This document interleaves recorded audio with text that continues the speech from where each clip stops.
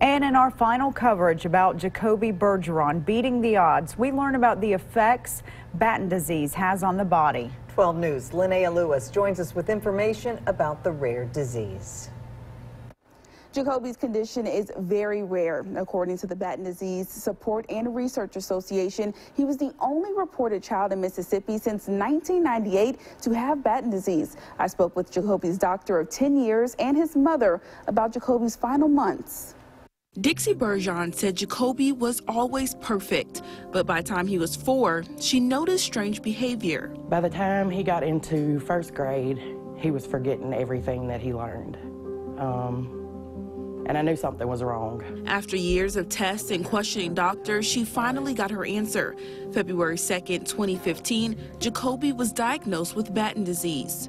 March of that same year, he had a seizure, which lasted 45 minutes. He would go on to lose his ability to walk, talk, but fortunately, still had his vision. I found myself tiptoeing down the hall to make sure he was still breathing in the mornings. And I would check on him throughout the night. I haven't had a solid good night's sleep in many years. Batten disease attacks the nervous system. In Jacoby's case, doctors found in both copies of the genes from his mother and father there was a spelling error, meaning this error affects proteins from functioning properly and breaking down waste in the body. Similar to that, you can think of you're building up this trash material in cells, and there's no garbage collection to come by and get rid of this. Well, if you get enough buildup of this waste product in the cell stops functioning and will die. There's no cure for Batten disease, but in 2017, the Food and Drug Administration approved an enzyme replacement therapy. This will put the correct spelling of the gene into the patient, potentially slowing down the symptoms of Batten.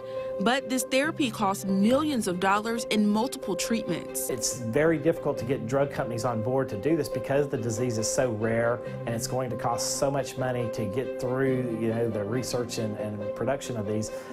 There's very little incentive for drug companies. Oh, you love me? I love you.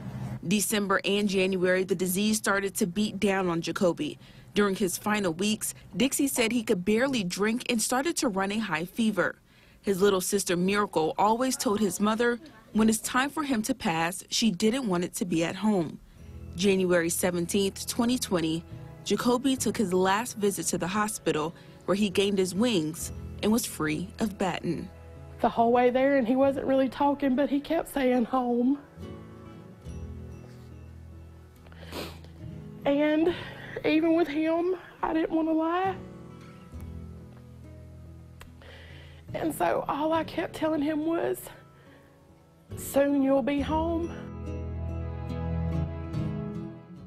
2 to 4 children out of every 100,000 will be diagnosed. The life expectancy for a child born with Batten is 12 years old. Jacoby died just 3 months shy of his 18th birthday.